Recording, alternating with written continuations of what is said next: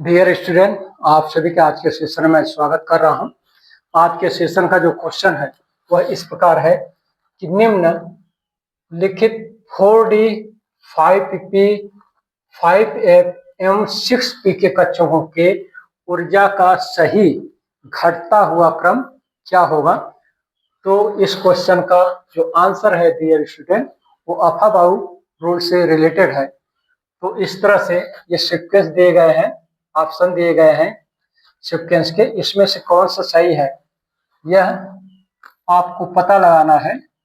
तो इसको इजीली सरल वे में आप अफाबाउ के नियम से कर सकते हैं। अफाबाउ का जो नियम था, सॉल्यूशन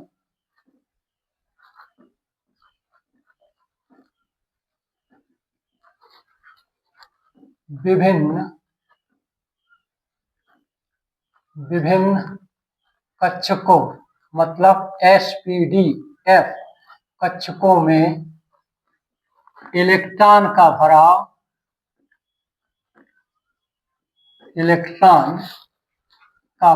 मतलब इलेक्ट्रॉन जो भरते हैं, ठीक है, भराव सबसे कम ऊर्जा से अधिक ऊर्जा वाले कक्षकों की तरफ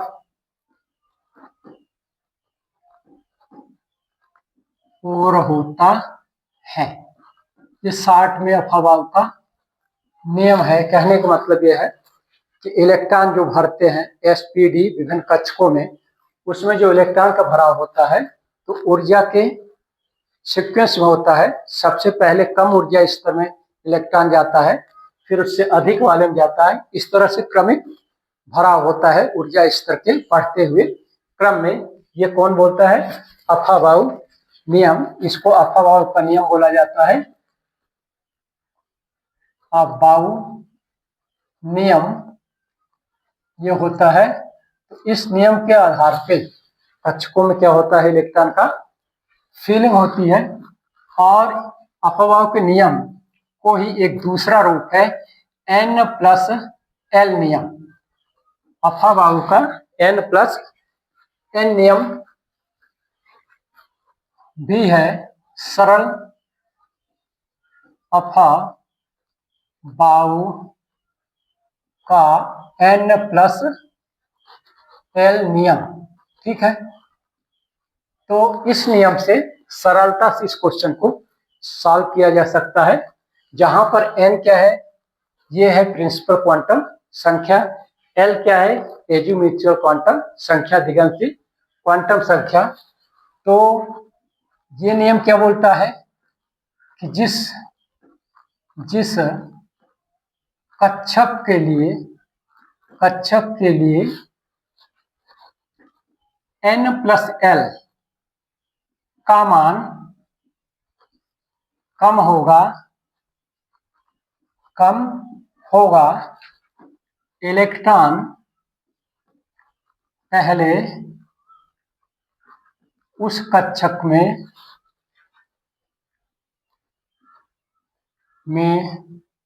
भरा जाएगा, ठीक है। तो सीक्वेंस जो है दिए थे अफाबाउ ने, उससे इजी वे में ये नियम होता है कि N+L का मान जिस कक्षक में, जैसे यहाँ पर कक्षक क्या दिए हैं, 4D दिया है, 5 दिया है, 5F दिया है और 6F दिया है। तो किसमें इलेक्ट्रॉन पहले भरा जाएगा या फिर इन दिए हुए कक्षकों की जो ऊर्जा का सीक्वेंस होगा वो क्या होगा, इसमें से ये इस नियम से आप सरलता से इजी वे में डिटरमाइन कर सकते हैं।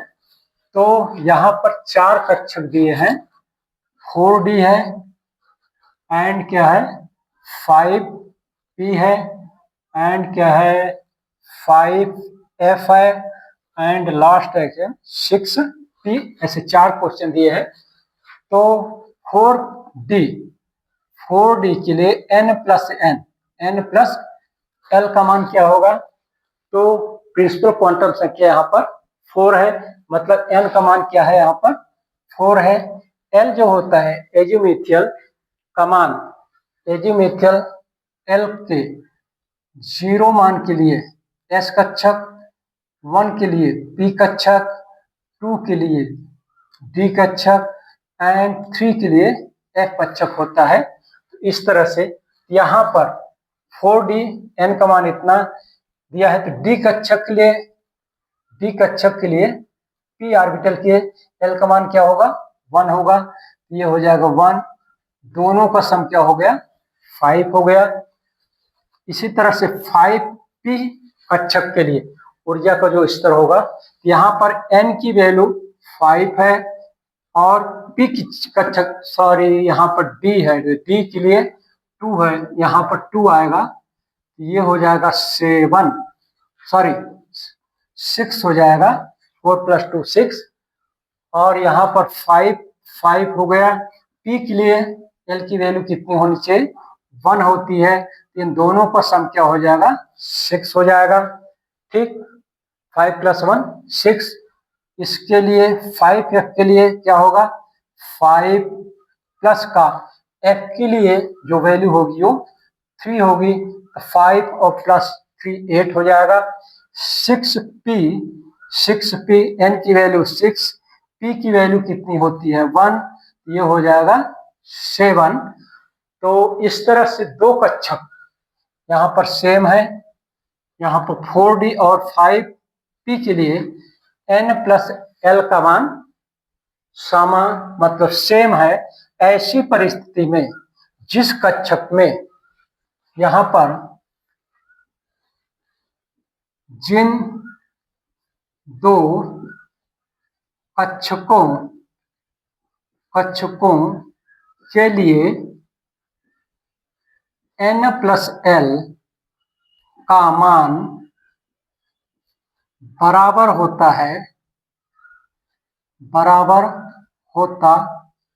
है तब उच्च मुख्य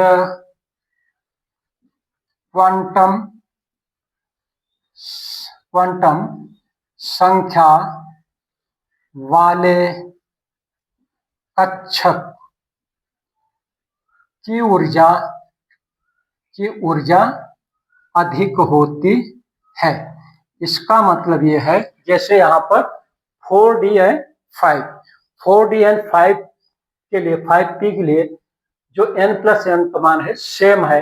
तो ऐसी परिस्थिति में अगर ऐसी परिस्थिति आ जाती है तब देखा जाता है कि किस कक्षक के लिए N की वैल्यू अधिक है। तो ये 5 और ये 4, यहाँ पर N की वैल्यू 5 है P कक्षक के साथ, यहाँ पर N की वैल्यू 4 है, इसकी ऊर्जा अधिक होगी किससे, इससे। तो इस तरह से ये पहले इलेक्ट्रॉन किसमें जाएगा 4D में जाएगा, फिर P में जाएगा, और 8 और 7 है। तो जो सीक्वेंस बनेगा डियर स्टूडेंट, सीक्वेंस बनेगा कि 5F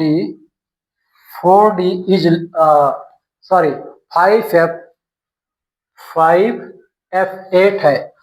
तो आंसर जो होगा वो होगा 5H is greater than 6P is greater than